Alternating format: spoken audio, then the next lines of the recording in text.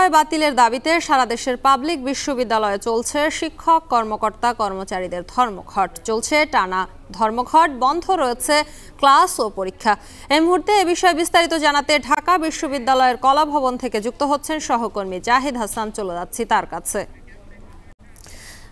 জাহিদ, জানাবেন ক্লাস এবং পরীক্ষা বর্জন ছাড়া আর কোনো কর্মসূচি আছে কিনা এবং শিক্ষকরা কি বলছেন এ ব্যাপারে? সর্বজনীন পেনশন স্কিম প্রত্যয় ঘোষণার পরপরেই ফুঁসে উঠেছেন বিশ্ববিদ্যালয়ের শিক্ষকরা। সারা বাংলাদেশের শিক্ষকরা লাগাতার কর্মসূচিতে যান এবং তারই ধারাবাহিকতায় ঢাকা বিশ্ববিদ্যালয়ের কলা ভবনের সামনে তারা অবস্থান কর্মসূচি পালন করছেন। প্রতিদিন দুপুর 12টা থেকে 2টা পর্যন্ত এই কর্মসূচি চলমান থাকে। তারই অংশ হিসাবে কিছুক্ষণ আগে এখানে শিক্ষকরা জড়ো হয়েছেন এবং ঢাকা বিশ্ববিদ্যালয়ের শিক্ষক সমিতি অধ্যাপক জিনাত হুদা তিনি এই মুহূর্তে বক্তব্য রাখছেন। এছাড়া এখানে অন্যান্য শিক্ষক নেতারা উপস্থিত রয়েছেন, বিভিন্ন বিভাগের শিক্ষকরা উপস্থিত রয়েছেন, বিভিন্ন অনুষদের ডিনরা এখানে উপস্থিত হয়েছেন এবং ঢাকা বিশ্ববিদ্যালয়ের সিনিয়র শিক্ষক থেকে শুরু করে সব পর্যায়ের শিক্ষকরা এখানে উপস্থিত হচ্ছেন।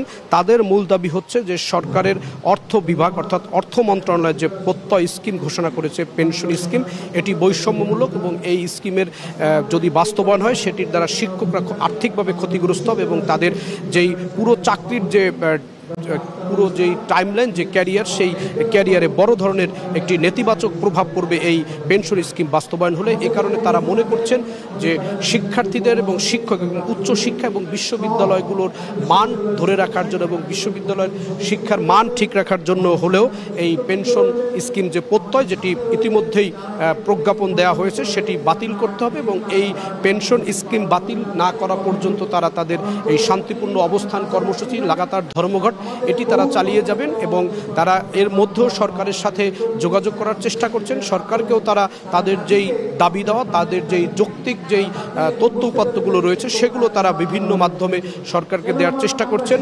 যদিও এখন পর্যন্ত এক সপ্তাহের বেশি এই শিক্ষকদের যে আন্দোলন চলছে, সেই আন্দোলনের মধ্যে সরকারের পক্ষ থেকে কোনো প্রতিনিধি শিক্ষকদের সাথে বা শিক্ষকদের কোনো প্রতিনিধি এখন পর্যন্ত সরকারের সাথে কোনো আনুষ্ঠানিক কিংবা অনানুষ্ঠানিক কোনো বৈঠকে বসেনি।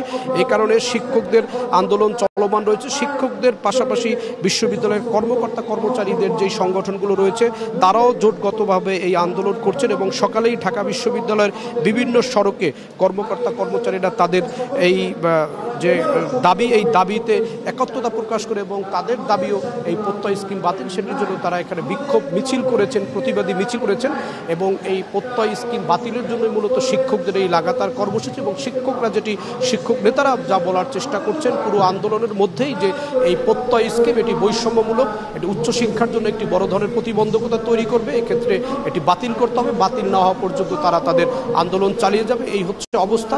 এখানে এখন শিক্ষক নেতারা বক্তব্য দিচ্ছেন, তারা তাদের দাবি দেওয়াগুলো ধারাবাহিকভাবে তুলে ধরবেন। শম্পা, পেনশন স্কিম প্রত্যয় বাতিলের দাবিতে সারা দেশের পাবলিক বিশ্ববিদ্যালয়ে যে ধর্মঘট চলছে সেই খবর জানাচ্ছিলেন সহকর্মী জাহিদ হাসান।